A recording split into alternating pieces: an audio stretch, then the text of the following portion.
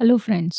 आज हम बात करने वाले हैं एक कैफ़े की, जहाँ लोग कॉफ़ी पीने नहीं बल्कि अपनी अधूरी बातें लेकर आते हैं।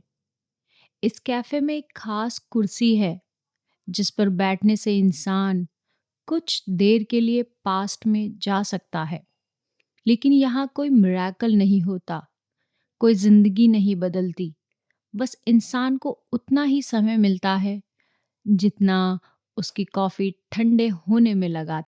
Before the coffee gets cold की कहानी टोक्यो के एक बहुत ही शांत, पुराने और साधारण से कैफे में होती है, जो बाहर से देखने पर किसी आम कैफे जैसे दिखता है, लेकिन अंदर समय से जुड़ा एक अजीब और नाजुक रहस्य छुपा हुआ होता है।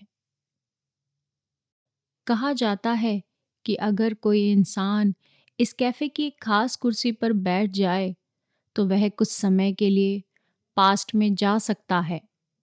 लेकिन यह सुनने में जितना मैजिकल लगता है, हकीकत में उतना ही लिमिटेड और कठोर होता है। क्योंकि यहाँ टाइम ट्रैवल के कोई स्ट्रिक्ट रूल है। इंसान कैफे से बाहर नहीं जा सकता, पास्ट में जाकर किसी भी घटना या इंसान के फैसले को बदल नहीं सकता। वह सिर्फ उन्हीं लोगों से मिल सकता है जो पहले कभी कैफे में आ चुके हों।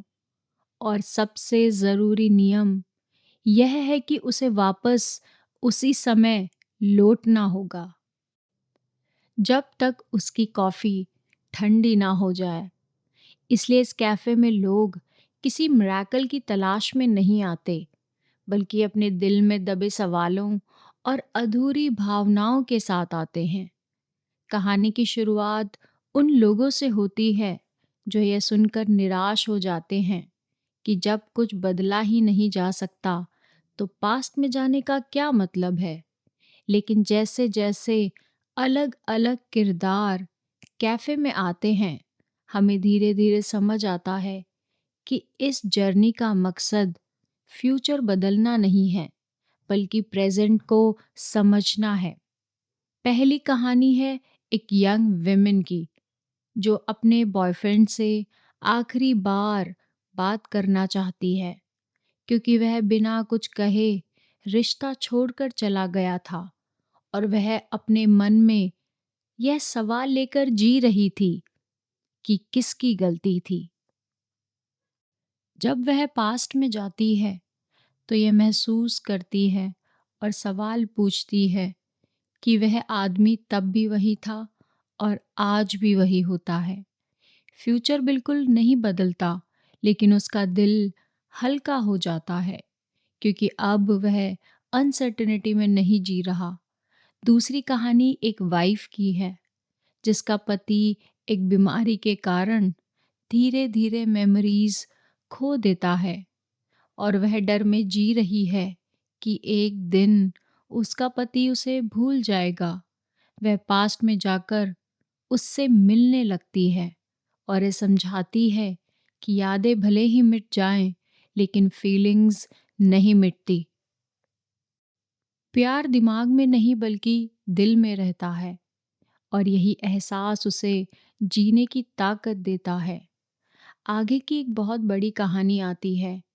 एक बड़ी बहन जो अपनी छोटी बहन की अचानक मौत के बाद गिल्ट और पछतावे में जी रही है, क्योंकि वह आखिरी बार उससे अच्छे से बात नहीं कर पाई थी। पास्ट में जाकर जब वह उससे मिलती है तो कोई बड़ा कॉन्वर्सेशन नहीं होती, कोई ड्रामेटिक बदलाव नहीं होता, लेकिन उस छोटी सी मुलाकात में उसे समझ आ जाता है कि कुछ रिश्तों में माफ़ी शब्दों से नहीं बल्कि मौजूदगी और स्वीकार करने से मिलती है। आगे कहानी आती है कैफ़े के वेट्रेस की, जो फ्यूचर में जाकर अपने होने वाले बच्चे को देखना चाहती है, क्योंकि वह डर में जी रही होती है कि वह एक अच्छी माँ बन पाएगी या नहीं। फ्यूचर में जाकर उसे कोई साफ जवाब या गारंटी नहीं मिलती, लेकिन उसे यह भरोसा ज़रूर मिल जाता है कि चाहे हालात कैसे भी हों, वह कोशिश करना नहीं छोड़ेगी। इन सभी कहानियों के बीच कैफ़े के रेगुलर लोग भी हैं, जो आराम से ये सब देखते रहते हैं कि टाइम ट्रैवल किसी एस्केप की तरह नहीं है, बल्कि कन्फ्रंटेशन की तरह काम कर रहा है। हर इंसान जब पास्ट या फ्यूचर में दौड़ता है, तो बाहर की दुनिया बिल्कुल वही रहती है। कुर्सियाँ वही होती है, सड़क वही होती है और ज़िंदगी भी वैसी ही चलती रहती है। लेकिन अंदर कुछ बदल चुका होता है। वे अब सवालों से नहीं बल्कि एक्सेप्टेंस से जीने लगते हैं। किताब बार-बार यह एहसास दिलाती है कि इंसान का सबसे बड़ा दुःख ये नहीं है कि पास्ट नहीं बदल सकता, बल्कि यह है कि वह प्रेज़ेंट को एक्सेप्ट नहीं कर पाता। और यही कैफ़े लोगों को सिखाती है कि कभी-कभी कुछ मिनटों की ईमानदार मुलाकात, कुछ अधूरे शब्द और एक कप कॉफ़ी पूरी ज़िंदगी का बोझ हल्का कर सकती है। जैसे-जैसे कहानी आगे बढ़ती है, तो यह भी साफ हो जाता है कि इंसान को अपनी कॉफ़ी ठंडी होने से पहले लौटना होता है। यानी समय हमेशा लिमिटेड है और यही लिमिटेशन ज़िंदगी को कीमती बनाती है।